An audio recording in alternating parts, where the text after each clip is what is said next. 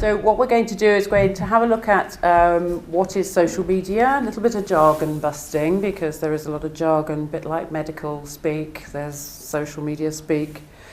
Why to use social media, different types, what could go wrong, and a little bit of how to set things up. And I do have a little handout as well to take away, which might be useful to you. We'll just see. Let's see if I convert you to using social media if you don't already. So social media, is it social? It is, but it's virtual. You're online. You probably know all this bit already anyway. And it is sociable, but you know, you can't drink with other people, but you can drink alone. You know, I do that quite frequently. I'm doing my social media with a glass of wine. That's fine. And fortunately for us, Rupert Murdoch is not involved in this, and it just refers to the medium, the method of communication. So that's social media. The jargon busting side of it. Social media is basically just different communities online, sharing experiences, sharing information, and can be these days a fantastic source of that sort of support and information gathering, etc. App is an application. If you've got a smartphone, fancy smartphone like I have, you've got lots of different little apps on it which do different things. And trolls and cyberbullying, these are probably going to be the major worries in anyone using social media, just generally people who've got nothing better to do. Using social media, sort of alluded to it slightly, it's a great way of connecting with friends and making new friends as well. I've actually found quite a few of my old school mates via Facebook, and actually before that I think there was something called Friends Reunited. I don't know what happened to that, but it's gone. It moved on.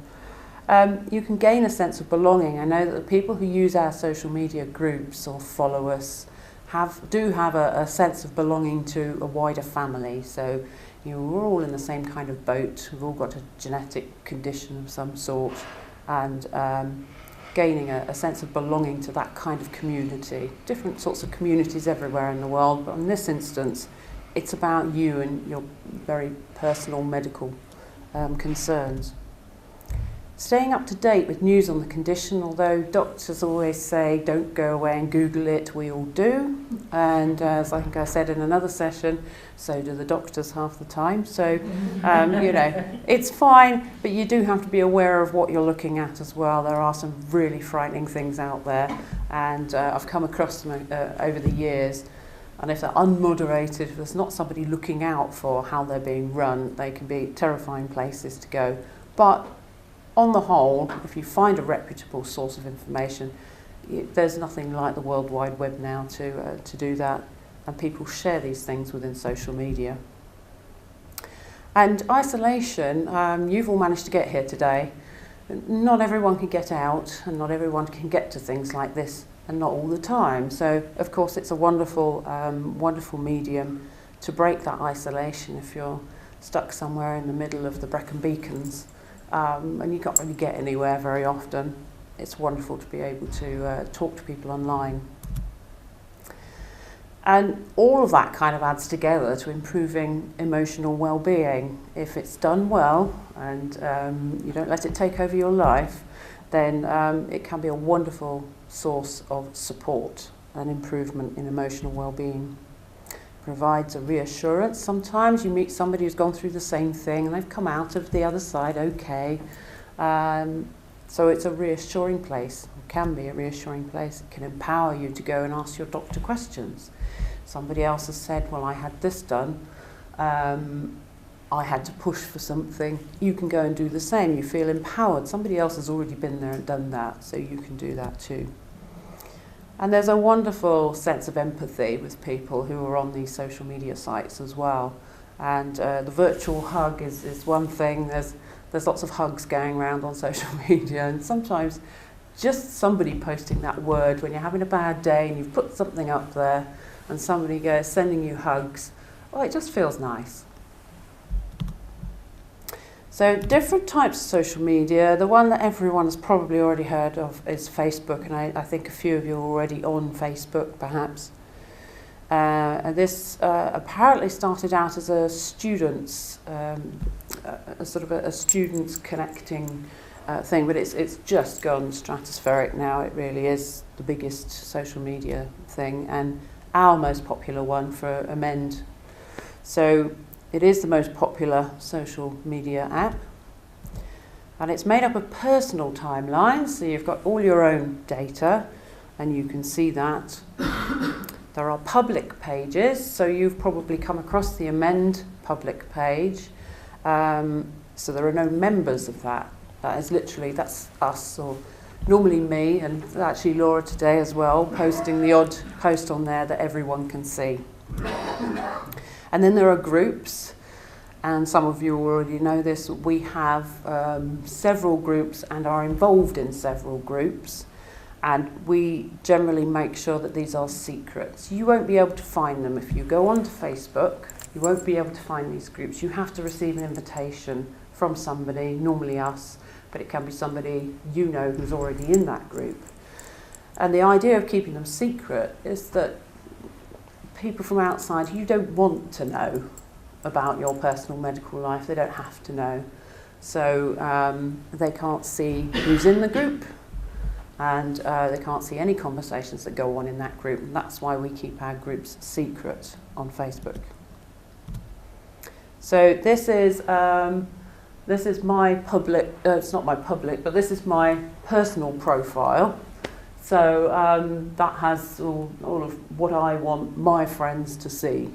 And it's generally only my friends can see that. That's not, there's very little that's actually public, I think, now on my personal Facebook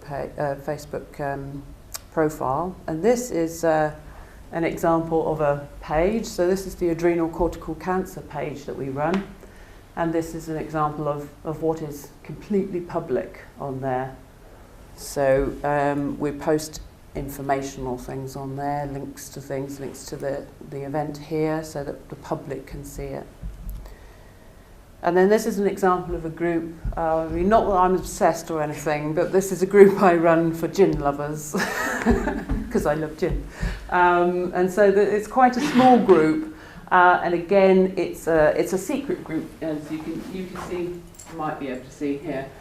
It says there's a little lock, and it says secret. So nobody else, it's only if you get an invite from me because you love gin, and you've told me you love gin, then you will receive an invitation to join a group like this. And the AMEND groups and the ACC and the SDH and everything else are all run on that similar sort of basis. And the members who are in there, who are listed on the right-hand side there, they can talk to one another within that group, but you can't share anything out of that group. So what's shared in that group cannot go outside of that group. So the other one that we use, and probably not so much, I find it quite annoying, but is Twitter. I don't know if does anyone use Twitter here at all? Yeah. Is it annoying for you as well? No? I find it can take over your life even more than Facebook sometimes, because you have to seem to be following everything all of the time. So I only dip into it sort of in the mornings, and I'm sitting with my cup of tea in bed. I'll get Twitter up and see what's been going on, and then maybe retweet things, etc. So another app, which we have groups for, if you like. I think they're called groups. So this is the AMEND one, and if you have a Twitter account, you'll be able to go in, follow us, and this will feed into your own account. So whatever we post will come up on your own account. It's that kind of following it. If you follow too many people, you've got so much stuff that comes through. It's incredible. So, but it can be useful. It's not bad. Much more for informational purposes, actually, rather than support. I wouldn't use that for support and that sort of thing, and conversations. It's literally, you're just following bits of information. YouTube is another great one. So these recordings go on our YouTube channel. We have a YouTube channel, and then they can be put into our website as well. And this is an example of one of our members who is a beautiful singer, so do look her up. Hope, she's great. And this is you know, kind of the future. All of the young kids are doing this. I go in my son's bedroom in the morning, and all he's doing is watching YouTube after YouTube clip after YouTube clip, and that's all they want to do. They don't want to read anymore, unfortunately. They want to watch videos, which is why we record lots of things now. So you can actually go on to YouTube, you can find our channel, and you can see all of our previous recordings from previous events. You can find these hopefully in a few weeks as well. And again, we can actually share things from other people. So there'll be other interesting videos that will be on YouTube as well. There are other social media apps. LinkedIn is another one, very business-like, that one. So I think it's supposed to be useful for finding a new job, but of limited utility to us really, although there is an AMEND group on there as well, but it really doesn't do anything. Pinterest, that is very visual.